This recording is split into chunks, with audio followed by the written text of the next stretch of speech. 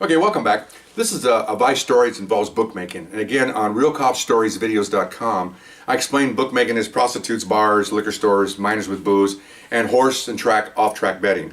And this was one of those. And again, we get a complaint from a good bar, complaining that they sell their beer and stuff legally, about a bar that is not doing it legally, or they're doing something. In this case, they were taking horse action, and people know about that. And what happens is it draws the customers to the illegal bar, where the legitimate bar is not making as much business, so they complain to us, and we have to investigate it. I said before, we have two options in Vice: clear the arrest, clear it because it's not happening, or arrest someone. It's only two options you have. They narrowed it down because of the corruption back in the 40s and 50s.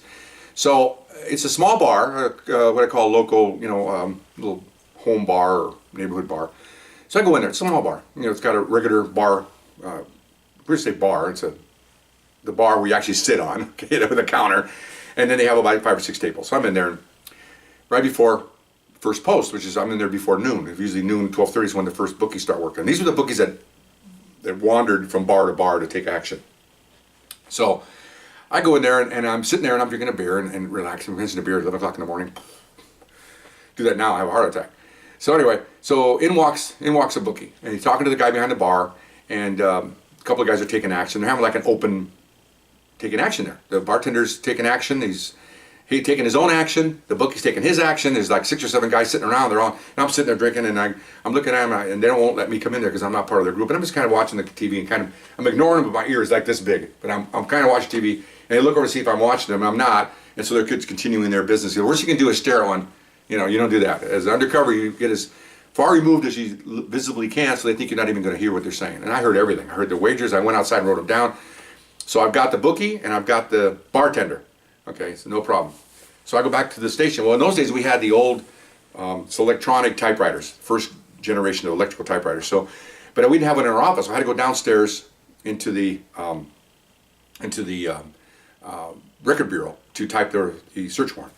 And so we had other things we were doing, so I started typing, I stopped it, closed them, I folded, went upstairs and went another. Okay, so the next day I wanted to go and see if I can get another 2 or 3 wagers overheard to put it in my warrant, a little more stuff. Okay, so I go in there, and I'm in there, and about 12:30, the custodian of our police station walks in. And he's wearing his khaki clothes, and he goes in there and he's waving at the guy, and how's it going? And he didn't see me, right? So I'm sitting there going, I got to get out of here because he knows me. Shoot, is he going to burn me?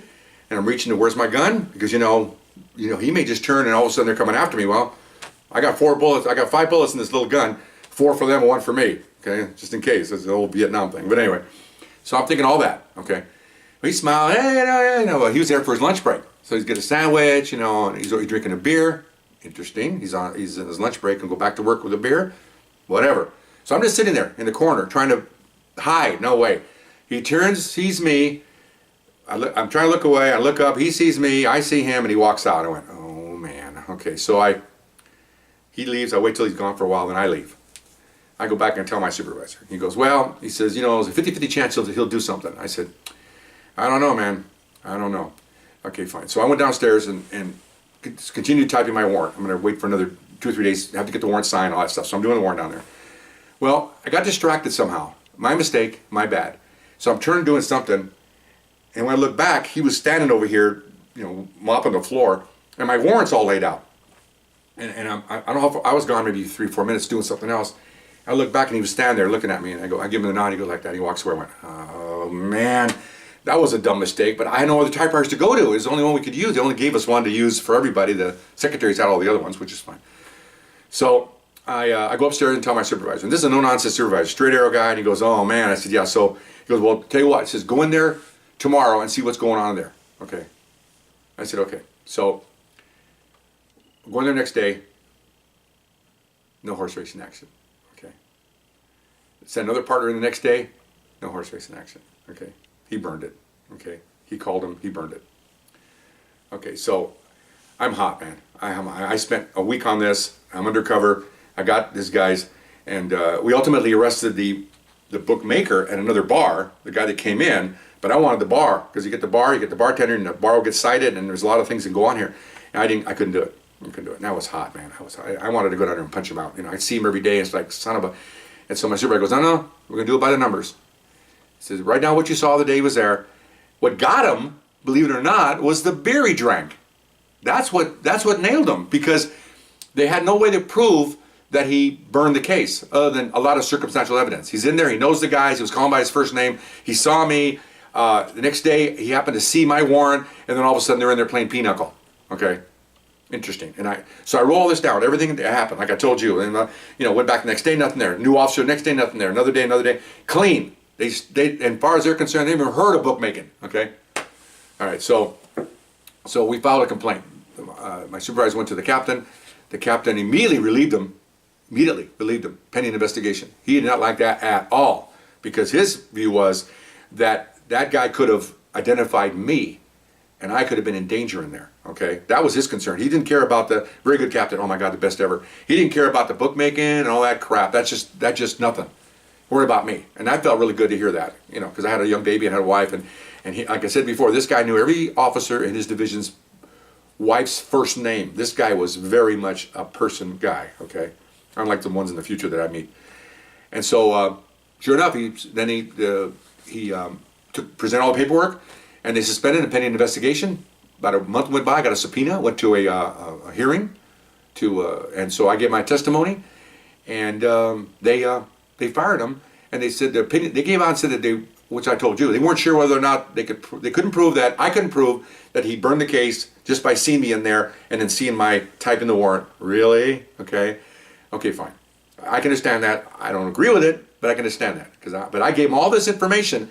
But they did say what bothered them was the fact that he was drinking with a beer and went back to work under the influence. Okay, and his attorney's in there. He wasn't allowed to have an attorney. The attorney was there at the will of the panel. Attorneys aren't allowed there, and they allowed the attorney to be in there. He stood up and said, "Well, Your Honor, he wasn't drunk." And then he goes, they looked at him, "Counselor, sit down," because he's there as a guest. This isn't a courtroom where he has a right to be there.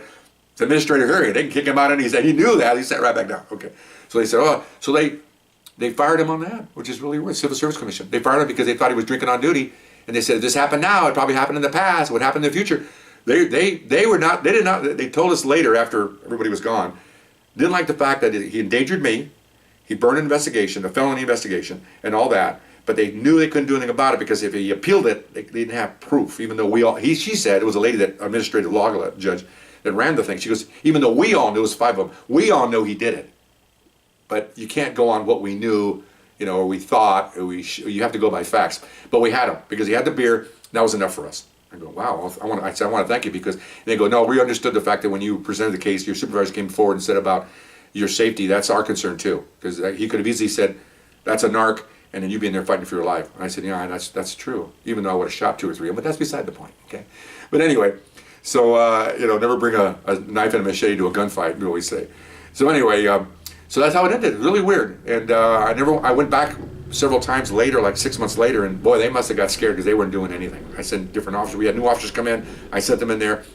So at least to stop the activity, it caused something to happen. It's pretty cool. Anyways, this is a little life story. Not too exciting, but interesting. Hope you enjoyed it. Okay, see you later. Bye-bye.